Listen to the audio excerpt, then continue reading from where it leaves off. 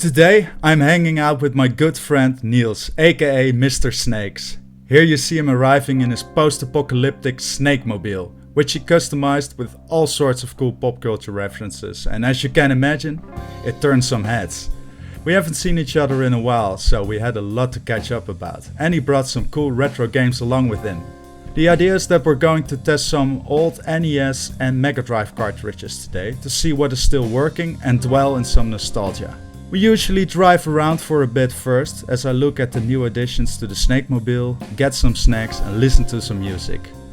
We're both big Star Trek fans as well, so I loved seeing that new Klingon insignia on the rear window. Kapla! As you can see, he brought some cool stuff to check out, including a turbo NES controller that I have never seen before, even though I owned an NES too back in the day. I'm by no means a retro gaming professor, and this channel will be as much about discovery as it is about nostalgia and gaming pop culture. That's why I love seeing this stuff.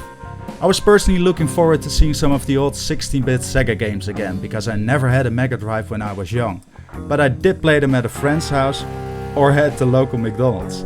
When I opened up the crate with NES games, I saw some very cool gems like the first two Zelda games, Mega Man 2, Robocop and Mario Bros. 3. We're testing them today on the Retron 5, and some cartridges didn't work right away, but after cleaning them properly, a lot of them turned out to be fine. We played a lot of stuff like Donkey Kong, Mario Bros, Kirby, Sonic, Tennis, Tetris, but the real discoveries, at least for me, came later. I just bought an arcade 1-up Pac-Man Galaga countercade, especially for days like this, so we had some fun getting that arcade experience as well, because even though it's small, it is the real deal. My favorite discovery of the day had to be, appropriately, Snake's Revenge, a very early entry in the Metal Gear Solid franchise. I didn't even know this existed. It had some very cool stealthy gameplay, for the time at least, and especially the cutscenes, which I forgot to film, feel very Metal Gear Solid. I saw Gerard on YouTube praising the Game Boy Color version, but I'm still waiting for those prices to drop, if they ever will. Niels showed me one of his all-time favorites, Rygar.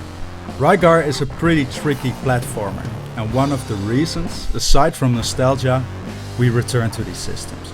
There's a lot of challenge in these games. I love seeing the passion for a game like this, and the conversations on the day were all about that. Before I go, I want to mention that Niels is a member of a very cool group called the Bearded Bad Boys, which is an awesome initiative, which I fully support as well. I want to thank you all for watching, and I will see you Saturday when we return to the main series.